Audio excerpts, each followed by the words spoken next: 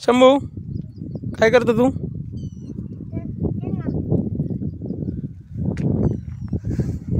Good morning मित्रांनो.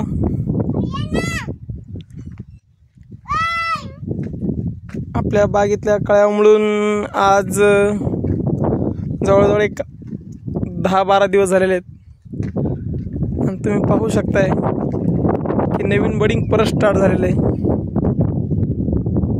हे पाहू शकताय तुम्ही, खूप मोठ्या प्रमाणावर बडिंग आहे.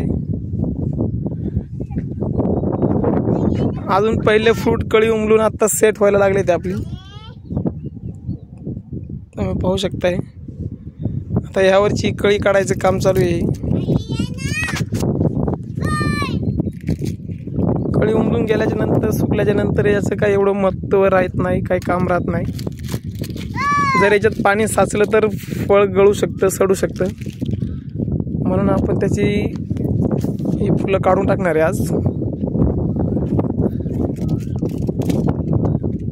तुम्ही पाहू शकता की पहिले फळं पिकायच्या आधीच आपल्याला ही दुसरी कळी पण लागलेली आहे. त्याच्यावर काही मुंगळे पण आहेत. त्याच्यासाठी आपण एखादा स्प्रे घेणार आहे जेणेकरून मुंगळ्यांचा काही इफेक्ट होणार नाही आपल्या फळांवरती, फुलांवरती. हे पाहू शकताय तुम्ही.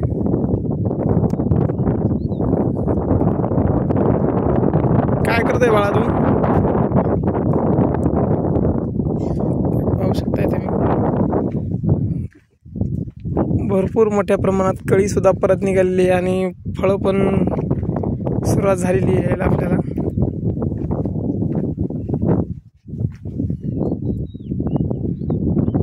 तर इथे 4 कळ्या आहेत. याच्यातली कुठली एक ठेवायची, कुठली नाही ठेवायची हे आपण थोडी साईज झाल्यानंतर डिसाईड करणार. त्या 3 पैकी कोणती कळी ठेवायची, कोणती नाही ठेवायची. कारण एवढ्या कळ्या ठेवूनही काय उपयोग होत नाही.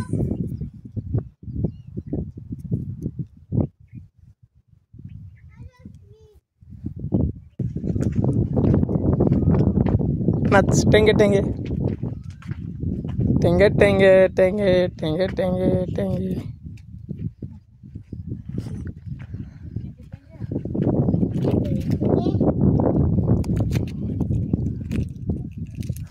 साईज व्हायला लागली आहे चांगली.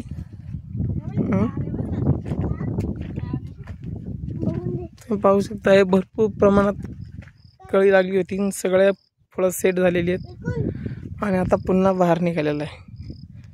म्हणजे सीजनमधला हा दुसरा बहार निघायला लागला आहे आपला. पहिला पिकायच्या आधीच एका पानाला 4-4, 5-5 फळं आहेत आपल्या. 1, 2, 3, 4, 5, 6. एका स्टेमला 6 फळं आहेत.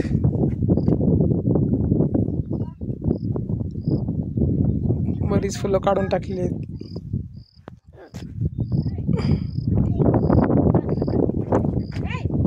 ज्यावेळेस आपण हार्वेस्टिंग चालू करू तेव्हा आपण पुन्हा एकदा व्हिडिओ बनवू.